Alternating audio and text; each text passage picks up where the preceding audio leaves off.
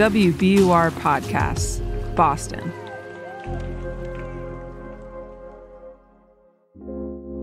I'm Daryl C. Murphy, and you're listening to The Common. WBUR Reporter Arielle Gray. Hello. Hey, Daryl, how you doing? I'm doing great, because I get to talk to you about a really fascinating story. I guess it started with a house in Boston, right, on Mass Ave, that not a lot of people know about. So I guess I want to start there. Tell me about this house. So this is a house on Massachusetts Ave, right down the street from Boston Medical Center that I personally, being from Boston, I've walked past it, I've driven past it, and I never knew that it had such a fascinating history and past, specifically when it comes to Black history in Boston.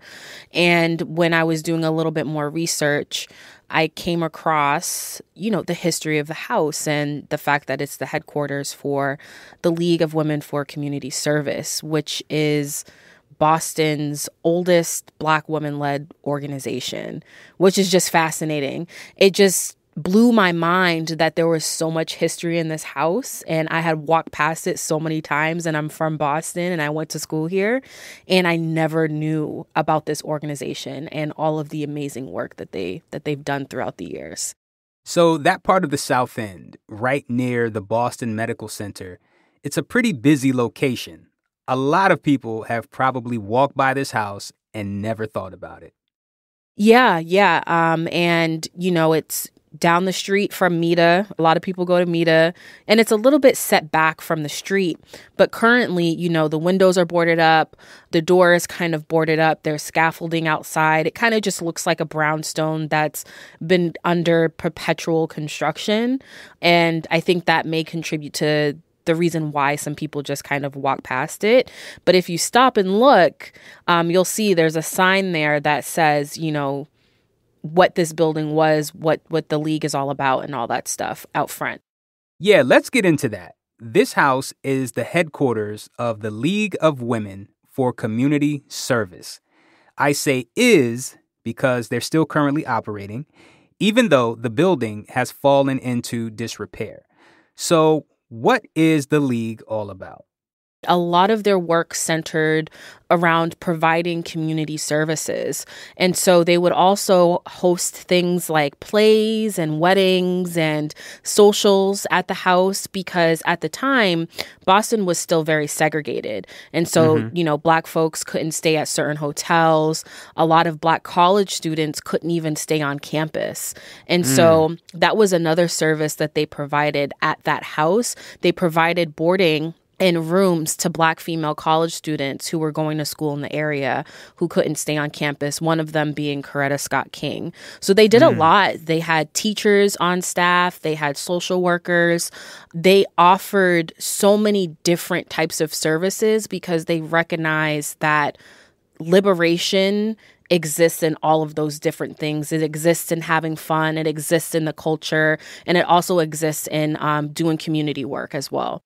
Tell me about the depths of their community work, because I would imagine back in the day living in a segregated Boston, this place sounds like an invaluable resource for the community, Yeah, and it was. One of the things that I heard over and over again talking to Kalima Red Knight, who is the current president of the League, and to Dr. Johnny Hamilton Mason, who is a Simmons University professor and one of the researchers working with the League to catalog their history, is despite all of the odds that existed at that time, they still provided a safe space for Black Boston. And it really was an invaluable resource for the community. It gave people a place to go. It gave people a place to have a wedding, if you couldn't book a hotel. It provided a safe space for female students. And beyond that, they did a lot of activism, pushing for better education in public schools. And a lot of it goes back to the founder of the League and the first president, Mariah Baldwin, who kind of made that her life's work, the uplift of the Black race through education and community work. Did the league host any historic figures, or did they work with anybody? So I'm thinking of W.E.B. Du Bois, perhaps, some folks like that. I'm not quite sure if they were necessarily hosted at the league's house, though I'm sure there were a ton of prominent Black people who did visit the league, like in person. But, where a lot of that comes in, I think, is looking at the connections that different league members and league presidents had. They really had a national network, and they were speaking to other people. And so for, folks like Ida B. Wells, Frederick Douglass, though they, passed before the league was technically founded, they were still in communication with women who would then go on to lead the league. Mariah Baldwin in particular was a amazing person, and Kalima Red Knight, the president, talks about her so much because she's not as well known as some other folks. But, she was the first Black headmaster of an integrated school in Massachusetts, and she hosted Black Harvard students at her Cambridge home, and one of those students was W.E.B. Du Bois. So it's not so much necessarily just the house, it's the people and the connections that they made with others that's also really important. We're going to take a quick break, but we'll be right back with more from Arielle Gray.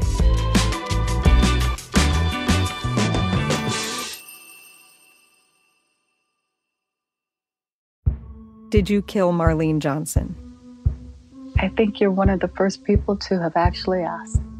From WBUR and ZSP Media, this is Beyond All Repair, a new podcast about an unsolved murder that will leave you questioning everything. Somebody should be in jail for murdering my sister. A woman who's never been believed. As long as they think I have done this, then they're not looking for who actually did this. And that's what makes it a cold case. No, it's a botched case. And a search for the truth, once and for all. Wow, it just gets more interesting. Beyond All Repair. Listen and follow wherever you get your podcasts. Be careful. You're digging in a place that's been very peaceful for a while. Do it anyway. Dig.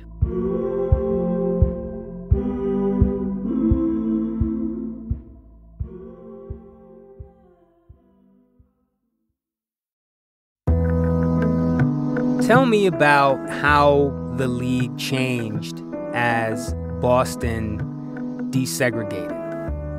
Yeah, this was another thing that we spoke about at some length. And I think this is a question that a lot of Black folks in America ask themselves was, was desegregation a good thing?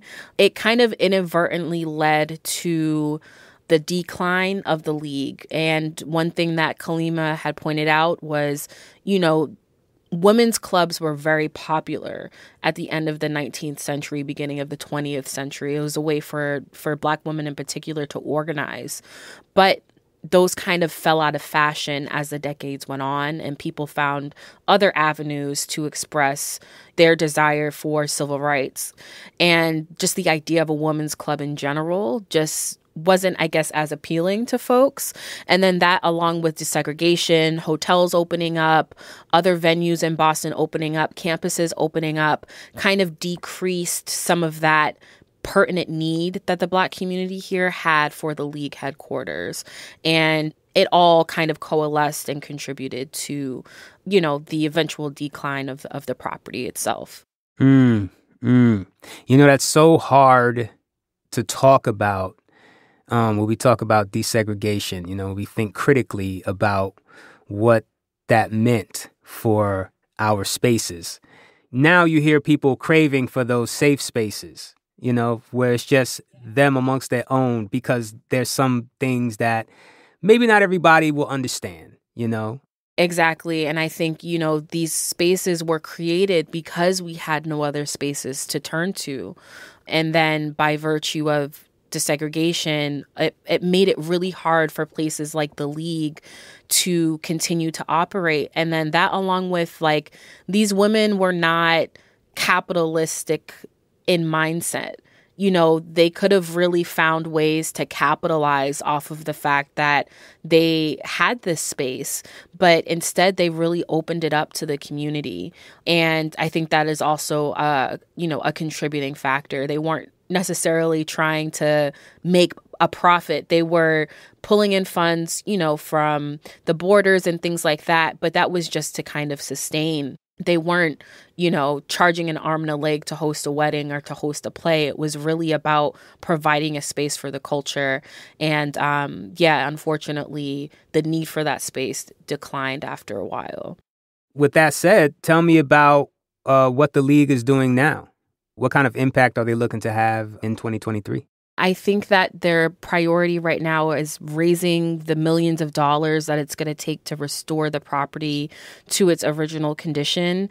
And because the property, it has such historic significance, they can't just go in there and replace the mahogany and rosewood finishes with oak, or, just replace the stained glass windows. Everything has to be restored to its original condition, to the best of their ability. And that greatly increases the cost of restoration. And so right now they're running a capital campaign to raise the rest of the money that they need in order to get this done, because they do want to open back up the property and to have it operate in the ways that it did all of those years ago, and to provide that space again for Boston. I think the other thing that was really interesting when I talked with Kalima Red Knight was letting people know that this space is here. And she talked about this a lot, actually, and about the fact that, she's from Boston, she grew up here, and she didn't really know about the league and its history. I had no idea that Black people were so prominent and did such amazing things in this city. And I sometimes imagine what my experience would have been like had I known this information and had I had a space to go to where I could see myself. You grew up in Boston. You know what I'm saying? I see you as a true blue Bostonian through and through. How do you feel knowing that you've passed this building several times without knowing what it is, and that it has this deep, rich history? I think it makes me feel, that Boston does what it does. And I think that it hides a lot of this history here. You mean Black history? Yeah, Black history like the league, history like Mariah Baldwin.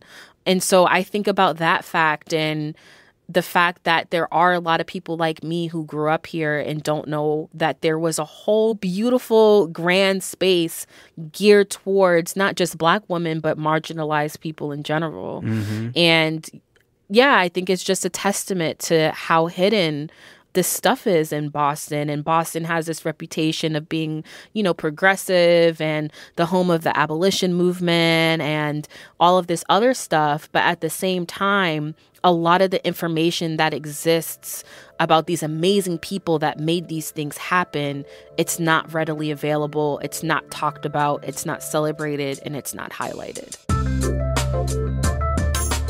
Well, Ari, thank you so much for bringing us this story. It is simply fascinating, and I really appreciate you taking the time to share it with us. Thanks for having me on once again, Daryl. I appreciate it. That's WBUR reporter Arielle Gray.